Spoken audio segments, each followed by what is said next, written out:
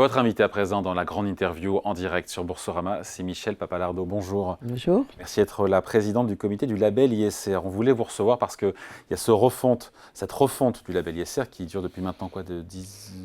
Allez, 2 ans. 2 ans, quasiment 2 ans, voilà. Vous en présidez le comité. Label ISR qui est destiné, on le rappelle encore une fois, à éclairer le grand public en matière de finances durables. Cette refonte a été arbitrée par Bruno Le Maire début novembre. Alors on attend beaucoup de... On appelle ça quoi, tout ce qui est... On attend encore un peu de détails. Oui, c'est ça, le référentiel. Le référentiel. Total, voilà, ça fait quand même une 50aine de pages. Donc, Voilà, et donc avant ce référentiel, il y a eu donc cette prise de position par Bruno Le Maire qui a dit, voilà, en gros, et c'est ce qu'on a retenu, c'est que le label financier allait exclure les pétroliers. C'est ça qu'on a retenu, plus de pétroliers, plus de gaziers, donc plus de Total Énergie dans les portefeuilles, dans des fonds qui sont labellisés ISR. On s'est tous dit, beaucoup se sont dit, les ONG ont eu gain de cause. Quoi qu'il en soit, c'est un signal politique qui est fort, Michel Papalardo.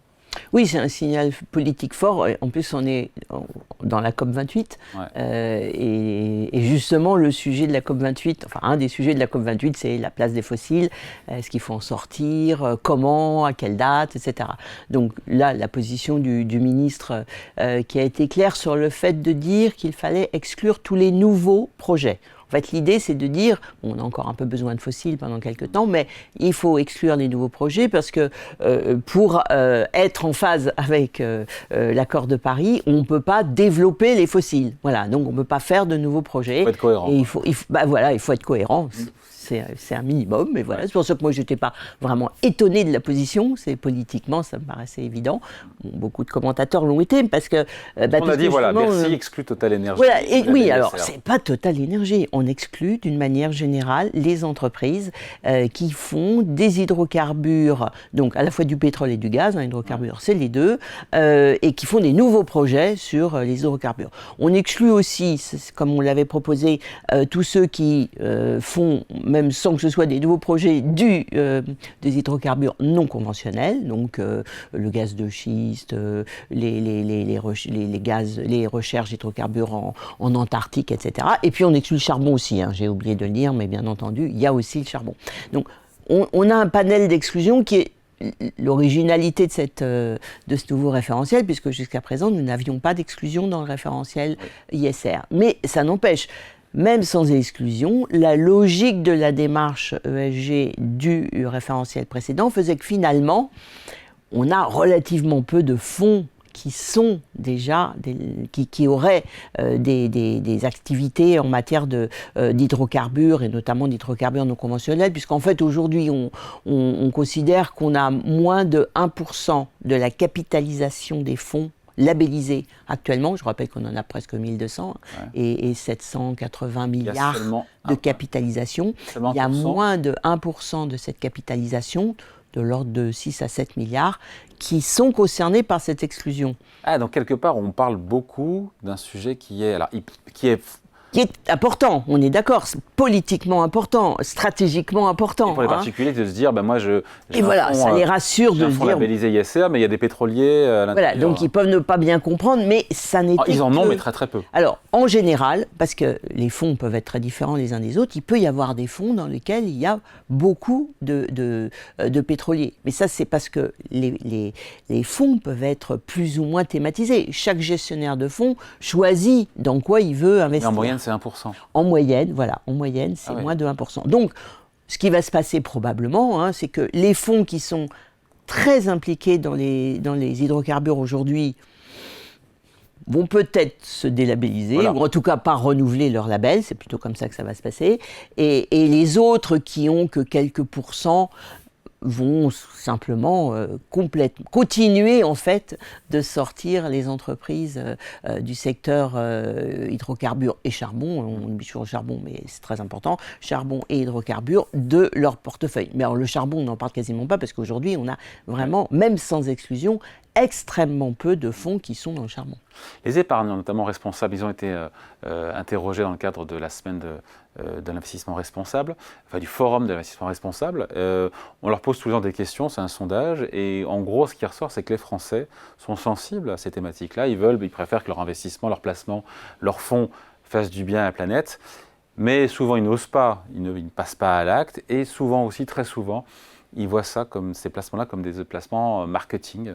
Est-ce que donc cette refonte du label ISR, c'est de nature à restaurer, pas de la confiance, mais à donner plus de crédit, encore une fois? Oui, si, c'est bien la confiance. En tout cas, le label, il est fait pour donner confiance aux investisseurs, alors on dit au grand public, mais aussi aux investisseurs plus institutionnels. Hein. Il n'y a pas que le grand public qui utilise les fonds labellisés, loin de là. Mais enfin, en tout cas, à donner confiance à ceux qui investissent dans les fonds, quand on leur dit qu'on est un fonds qui a une démarche responsable. Voilà, on a une démarche de développement durable. Bon, une fois qu'on a dit ça, ou bien chacun d'entre nous commence à aller regarder ce qu'il y a dans le fond, la méthode, etc. Bon, c'est très compliqué et on a autre chose à faire. Ou bien on se réfère justement au label, qui lui a fait un référentiel long, hein, très très précis.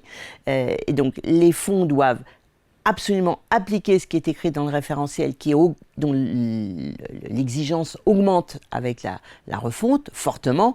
Il y a les exclusions, mais il y a beaucoup d'autres choses pour Mais moi, ça m'intéresse, c'est beaucoup d'autres choses, parce que vous écoutez, oui. On parle que de Total et des pétroliers qui sont exclus du label ISR, mais quelque part, si on veut faire du bien à la planète, c'est tout le reste de la refonte. Voilà, tout à fait. Nous, ce qu'on essaye de faire, hein, c'est que, je vous rappelle que le label est généraliste, donc vous pouvez tout à fait être un fonds labellisé et pas du tout préoccupé, fondamentalement par l'environnement ou par le social, mais simplement vous devez faire en sorte que dans votre démarche, vous intégriez la démarche environnementale, sociale et de gouvernance. Donc ce qu'on essaye, c'est de limiter les impacts négatifs des fonds et donc des entreprises qui sont dans les fonds sur ces 3 dimensions. Et comment on fait alors ? Eh bien, en mettant donc plus d'exigences, en faisant par exemple en sorte que sur chacun de ces 3 domaines, on soit assuré qu'il y ait un minimum de bons résultats, ou en tout cas qu'on enlève ceux qui ont des mauvaises notes, et de faire en sorte, et ça c'est un premier point d'ailleurs de la refonte, d'être plus sélectif. Je vous rappelle que dans le label repose en grande partie sur du best in class ou de la meilleure moyenne, ça revient au même. C'est-à-dire qu'en fait, on enlève les moins bons.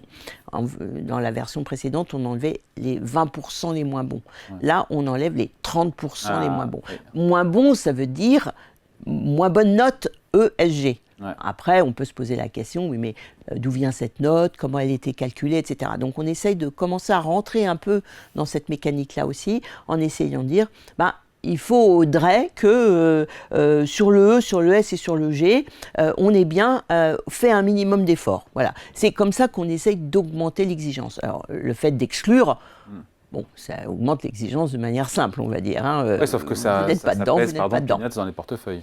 Oui, mais ça veut dire quoi ? Ça veut dire que les fonds qui étaient déjà labellisés avaient déjà d'eux-mêmes fait cet effort.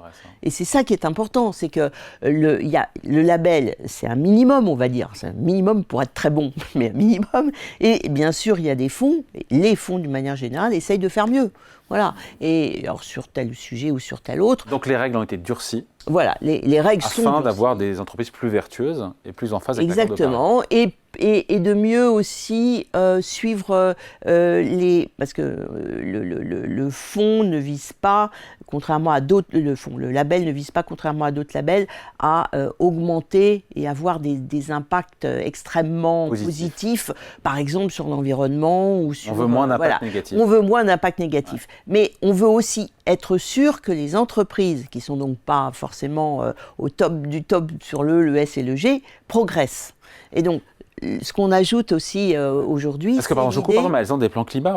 Toutes les grandes entreprises ont des plans climat. Pas toutes, mais... En tout cas, elles les présentent. Non, mais elles ont de plus en plus. Elles essayent, oui. Essaient d'en présenter. Comment on peut savoir si, effectivement, si c'est ambitieux, si c'est crédible, et comment c'est évalué dans le temps ? Ça fait partie des éléments qu'on a intégrés et qu'on intègre dans notre proposition, et qui va être reprise un peu différemment, mais qui va être reprise, je pense, dans la version finale. C'est l'idée de regarder les plans de transition. Puisque si vous n'êtes pas encore complètement au top de ce qu'il faut faire pour être vraiment une entreprise à impact qui agit très positivement sur le climat, par exemple, vous devez au moins vous organiser et faire en sorte que dans les 10, 15, 20 ans qui viennent, vous réduisiez vos émissions de manière à être compatible avec l'accord de Paris. Donc ça s'appelle d'avoir un plan de transition. Et ce qu'on va proposer, c'est que les entreprises aient des plans de transition et que progressivement, on les contrôle et que progressivement, on mette des obligations sur les entreprises qui vont avoir des plans de transition compatibles avec les accords de Paris. Bon, pour le moment, c'est un petit peu compliqué encore tout ça parce qu'on est un peu au début, on balbutie, donc il y a des méthodes, on ne sait pas exactement qui les applique et comment on les applique, il faut les certifier. Bon, mais petit à petit, c'est des choses qui vont aller en se développant. Et le fait que le label dise il faut le faire en transparence et ensuite il va falloir le faire de manière obligatoire pour progressivement une part plus importante des fonds, je pense qu'on va accélérer le processus. 2 questions, il nous reste une petite minute. Parlez d'une version finale de la part du... Qu'est-ce qui reste à arbitrer? Qu'est-ce que vous attendez encore de Bercy, de Bruno Le Maire, de ses équipes? On attend que le ministre signe l'arrêté, Voilà. puisqu'en fait c'est ça. Nous, on a des idées assez claires sur les points qui ont été un peu ajustés entre la version finale que nous, on avait proposée en juillet et la version finale de l'arrêté. Les choses sont claires. Il faut juste que l'arrêté soit publié et donc normalement, dans les jours très très proches là, qui viennent, oui. Ça devrait être le cas. Et vous n'aurez pas terminé votre mission, évidemment, parce qu'il va se passer aussi, et c'est une question un peu concrète, qu'est-ce qui se passe à partir du 1er mars, encore une fois, 2024, 2025, comment tout ça se met en place? À partir du 1er mars, les nouveaux fonds doivent appliquer le référentiel. À partir du Les nouveaux fonds? Les fonds qui ne sont pas labellisés aujourd'hui Okay. Et qui voudraient être labellisés, il va falloir qu'ils le fassent à partir avec le nouveau référentiel. Entre maintenant, c'est important, entre maintenant et le mois de mars, voilà. on n'en labellise plus. Okay. Donc il n'y a pas des...